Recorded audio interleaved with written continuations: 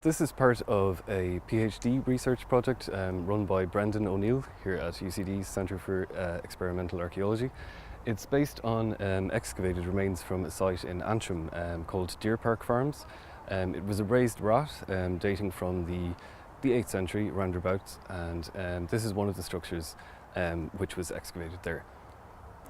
It's constructed of wattled hazel, which was coppiced and probably sourced locally. Coppicing is a method of ensuring that it grows in straight sections, so it's easily used as a building material. It's then thatched with heather. From the soil samples recovered at the site, they showed high levels of heather pollen, so we could deduce from that heather was used in the thatching rather than cereal like straw or hay.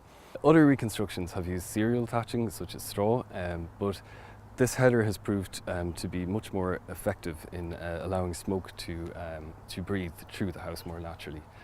Of the remains discovered at Deer Park Farms, door jambs, a lintel, which is underneath there, and a threshold were discovered intact almost. The lintel had broken at the top, and probably due to a hole which allows the door to pivot.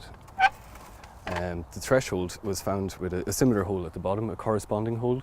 So from those pieces of evidence we could deduce a hinging mechanism for the door, which wouldn't pivot and works quite well. The structure is double walled. Some constructions often mention wattle and daub techniques, but there is no archaeological evidence for the use of wattle and daub at Deer Park.